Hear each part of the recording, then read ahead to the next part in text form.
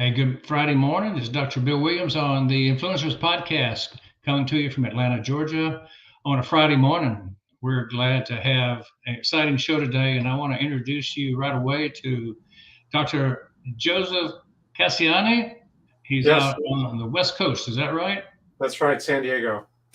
Founder of the Living to 100 Club, and we really have an exciting time to spend with you today all around the world. Everyone wants to live to 100 if they're healthy and happy. And Joe, you're going to tell us all about it. I'm looking forward to hearing from you. So thanks for being on the Influencers Podcast. You're most welcome. Thank you for the invitation. Absolutely. Well, let's get right to it. And I want to know, where were you, what happened, and who were you surrounded by that inspired you to do what you're doing today? Well, that's a great question. I'm a psychologist. I worked with nursing homes my whole career up until the last 3 or 4 years. And, doing traditional psychotherapy with patients in the home, depression, adjustment problems. And then Medicare came along and introduced some new procedure codes called health and behavior codes. And they allowed us to work with patients who were not coping with their medical condition, maybe a heart condition, a respiratory disorder, a stroke. And it allowed me to see the importance of attitude and outlook and motivation and how that influenced a person's recovery. So I could see, many patients who would throw their hands up and say, I'm done, I can't handle this, can't go to rehab, I'm too worn out. And yet other patients would say, look, I've got to dig deep and I've got to find, the drive and inspiration to get through this, maybe to get through a stroke or a hip fracture, whatever. So this really influenced my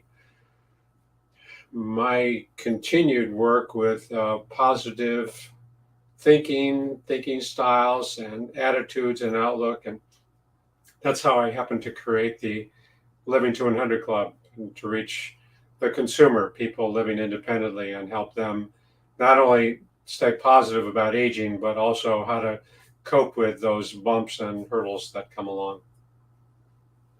Well, I know that you have a lot of exciting results that you have talked about, and I know that you are a good success in what you're doing. But with every good success, there has to be a germ that starts out that creates what you ended up with. So let's start with a failure story. What is your greatest failure story? When you can tell us how you learned the secret and what did you do to recover from that failure?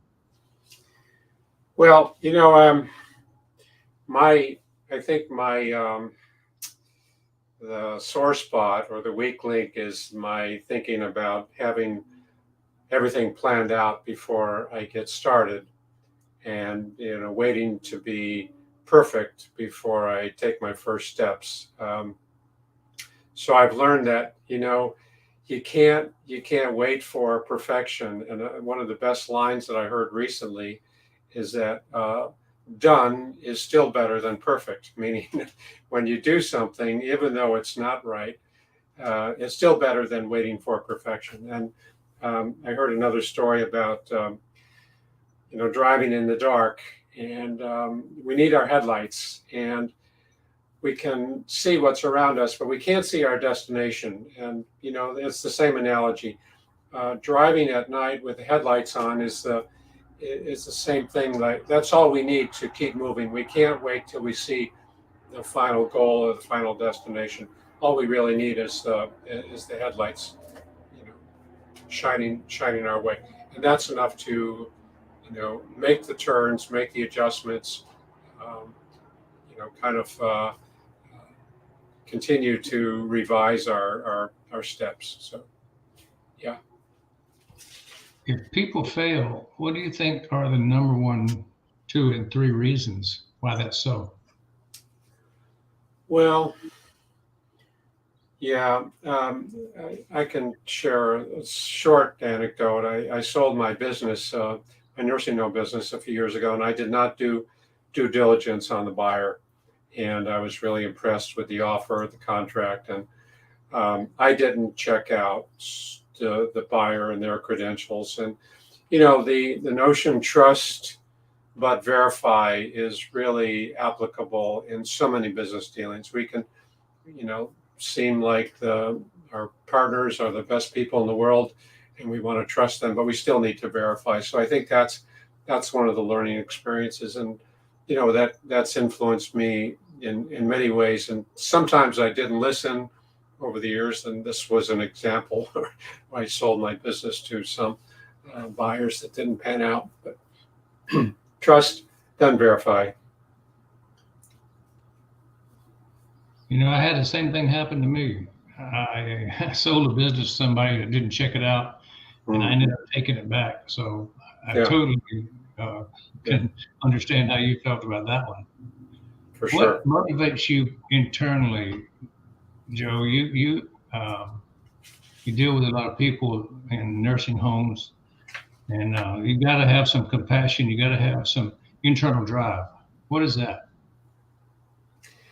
Well, it's really a matter of taking initiative and not waiting for things to happen. As I had an experience where someone was on a call once, and I was speaking to a large group, and he said, "I hear a lot about the golden years. Everybody talks about the golden years, and I'm still waiting. I haven't seen the golden years."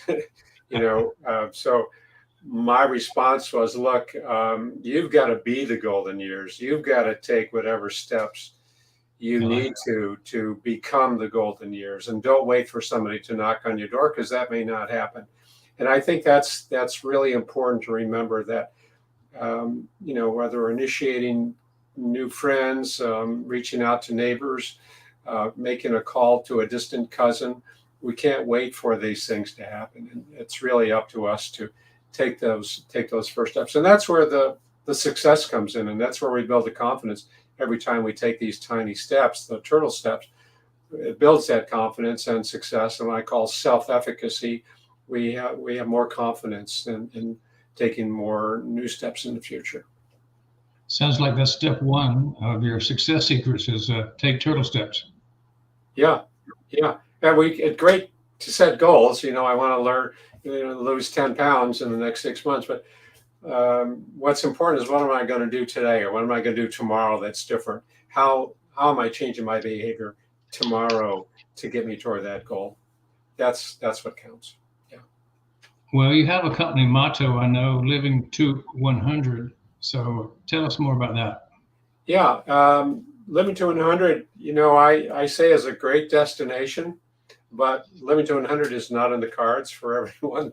And my mantra is, let's stay positive while trying, and that means, it's not a smooth road. We have a lot of bumps and potholes along the way, and we're going to get knocked down, but we have that inner grit or drive, and we call it resilience. That's used a lot these days, some spirit, and that's what it takes. And certainly seeing patients in the nursing homes, I saw time and again they would give up, and I would say, no, you still have that motivation. You've got to tap into it. You've got to dig deep and find it.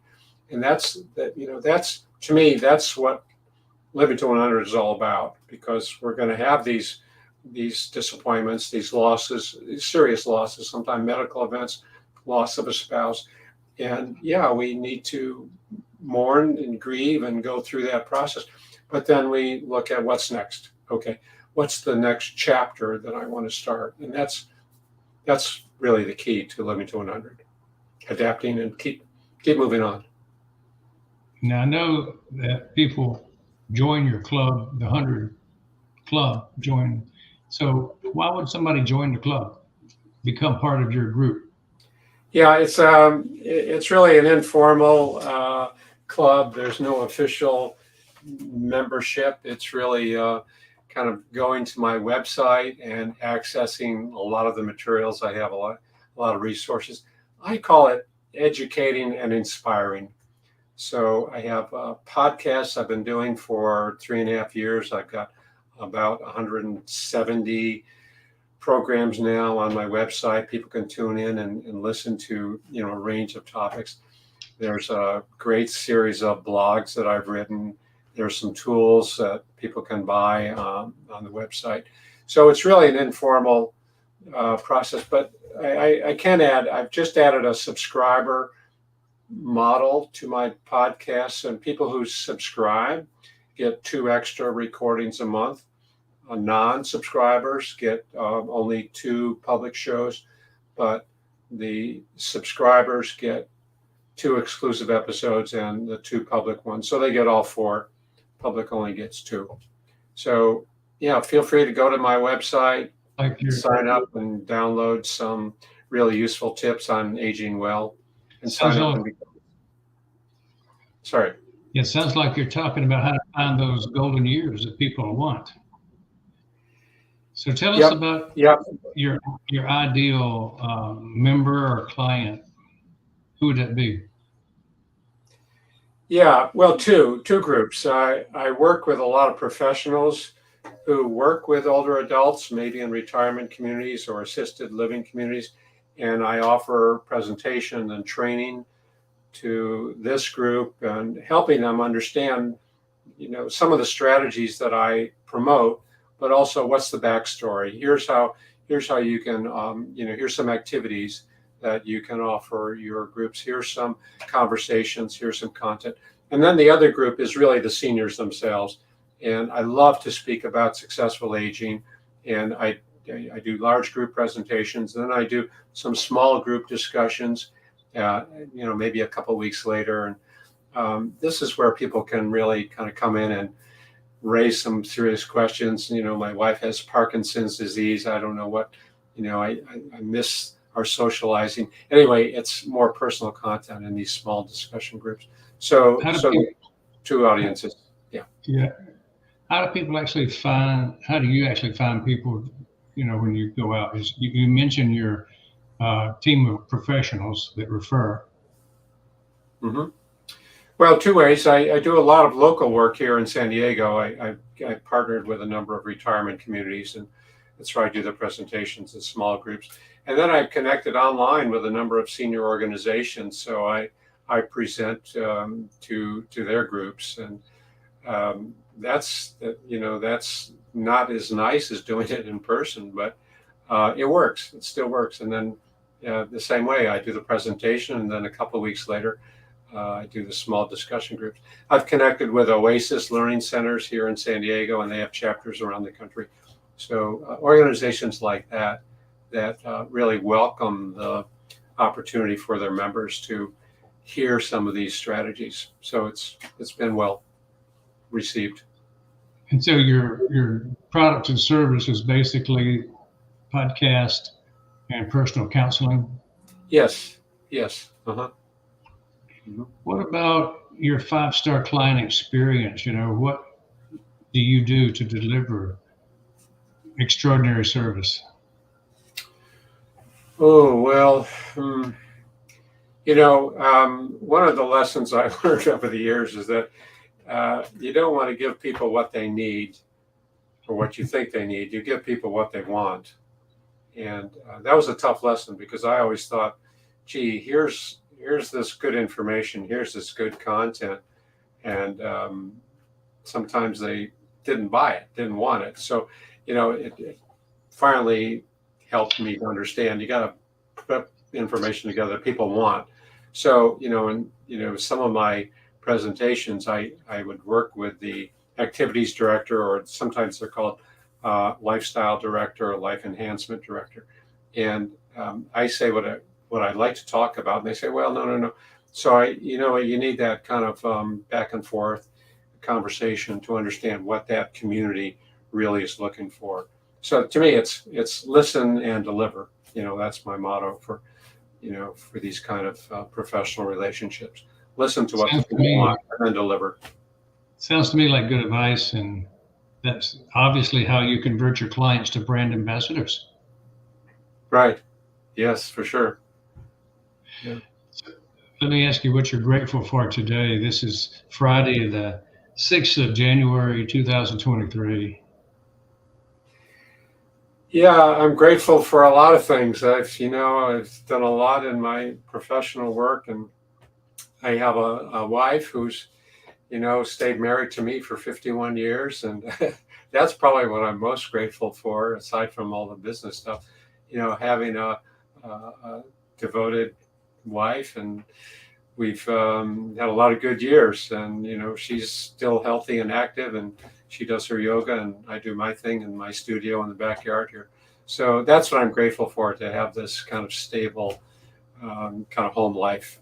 And the profession is great. I've when I sold the nursing home business, I said I want to have some fun. Not, I mean, the nursing home business was rewarding, but it wasn't exactly fun. Anyway, I started my Limit to 100 Club. I'm having fun. I'm doing the podcast. I get 2 or 3 requests a week for people to be a guest, and do the writing, and do this public speaking. So that's what I'm grateful for, having the opportunity to do and enjoying it. That sounds excellent. At this point in your life, you still have challenges, and how do you overcome them when they get thrown at you? Mm. Yeah, I stop and take some deep breaths and really just turn on that tenacity, turn on that perseverance. It's because failing is not uncommon, falling down is not uncommon, but we regroup and we dig in and we find that determination and we keep moving forward.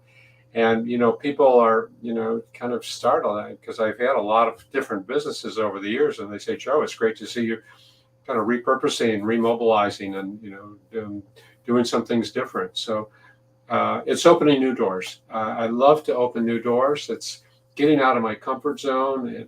Comfort zones are safe and comfortable and predictable and familiar, but you got to open new doors and step away from that comfortable place.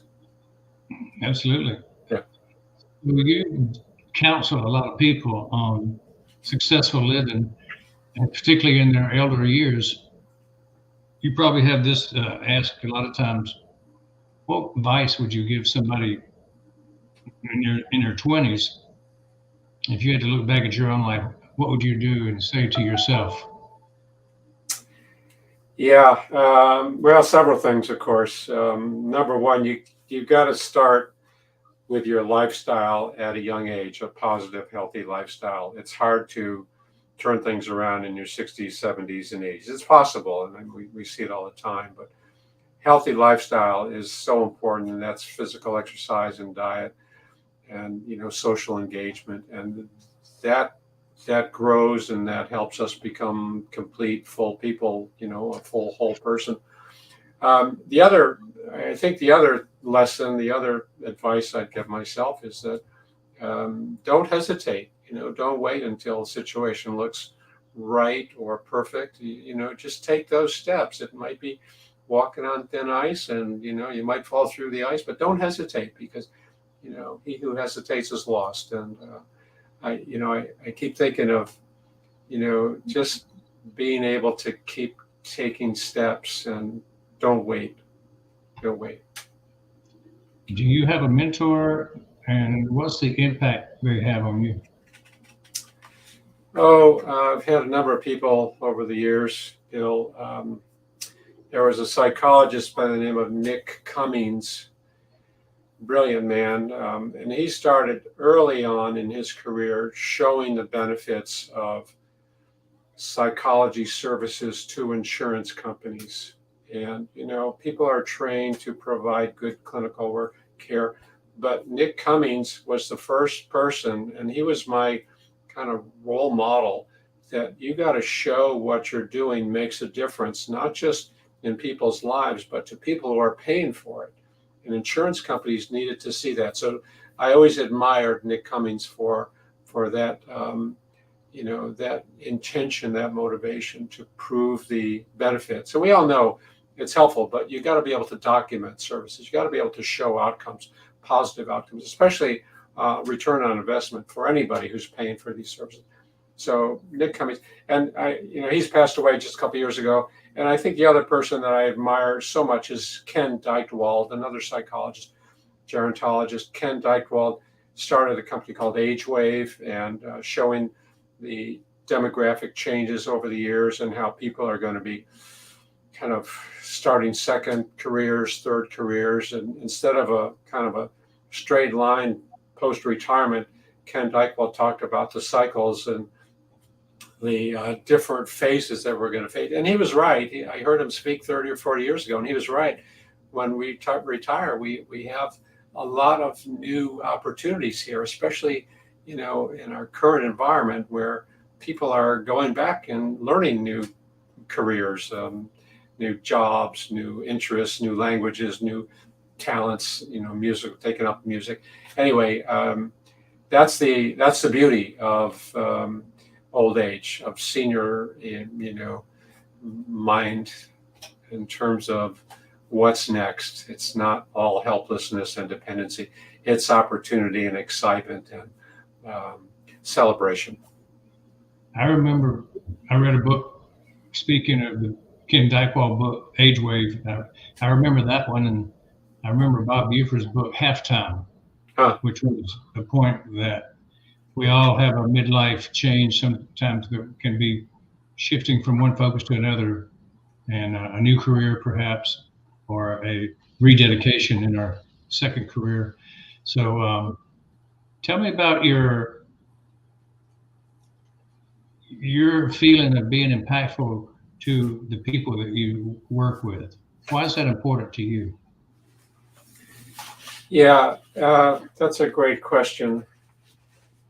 What's important is helping the older adult see that there is so much potential, and helping them see the opportunity ahead, like I said, stepping out of the comfort zone, and just that realization that there's more opportunity than our parents or grandparents had, and understanding that our lifestyle can contribute to our longevity much more than our genes can, and kind of sharing that message. NIH, National Institute of Health, showed that our longevity is 25% based on genetic influence and 75% based on our lifestyle. So that's what I'd like to create that mindset in older adults and help them see that doors are wide open, and it's not what our parents and grandparents, earlier generations, have experienced. Well, that brings me to the question. The main question is, what do you want to be remembered for? And I know you talk about the Blue Zone, and how does that figure into your long-term plan? Yeah, Blue Zones are great. They've done some great research understanding, where the world's oldest centenarians live, and that's what the 5 Blue Zones are. And now there's more than 5, but they discovered the lifestyle characteristics of these centenarians. And I always use that as kind of my opening when I give presentations. That's the roadmap. Here's what we know about successful aging. And then I go into all these strategies for managing the bumps and coping with the setbacks.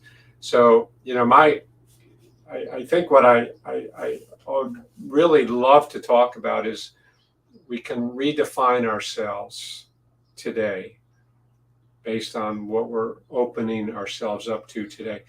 Don't let yesterday define who I am today. And it's a hard concept, somebody who's worked as an accountant for 40 years or a physician, for his whole career, her whole career.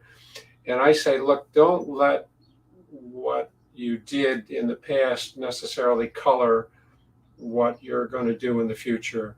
That's, again, it's a blank screen. We can put whatever we want onto this blank screen. We can write whatever script we want. We can create whatever role and character that we want. And that's where we reinvent ourselves, we redefine ourselves. And that, to me, that's successful aging. Joe, how can we support you and get people to your podcast? And would you restate any links you'd like, how we Sure. can do that for supporting you? Yeah, thank you. I would say become a subscriber on my podcast, and you can go to my website and find the link there, or I'll tell you what the link is: living to100club.supercast.com. livingto100club.supercast.com. Become a subscriber. You can be a monthly subscriber, or an annual subscriber gets 30% discount. And if you're an annual subscriber, I'll send you a copy of my book, a free copy of my book, Living Longer is the New Normal. Great book, collection of a lot of my experiences and insights, and it's available on Amazon. Living Longer is the New Normal. And lastly, just go to my website and join the club and sign up for my email list and download my 9 tips for living longer and living well. So it's a shorter piece from my book, but a lot of the same themes. So please feel free. And if you have an interest in my presenting to your organization, or if you're looking for some one-on-one coaching, just contact me. There's a lot of opportunity on the website to reach out. You can set up a call, or give me a phone call, or send me an email. So, yeah. Excellent. Well, we're glad to support causes such as yours that are so valuable and useful. What would you say about your guest experience on our show today? Yeah, I liked it. I thought it was great. I liked the, focusing on the nuggets. We have a lot of conversations with people on my podcast, of course, but I like focusing on the important sound bites, the takeaways, and that's always good. It's always good. Okay, Joe, I want to give you the final word. This will be exciting words to spread around the world. Yeah, well, staying open to new experiences, and don't stay in a safe place. I mean, we all want safety and security, but let's be open to new opportunities, especially as we age. I had a woman in my group say, "I'm 96. What can I look forward to?" And I said, yeah, I think she was trying to stump me. I said, look, you have a lot of things to look forward to. Age is only a number. Age doesn't say anything about what we should or shouldn't be doing. So even though you're 96, that doesn't diminish what opportunities you have ahead to make new friends, to reach out to old friends, to learn some new activities, to, study some new courses. There's so many opportunities online. So continuing to push ourselves and to kind of open up those new doors and new experiences. That's successful aging to me.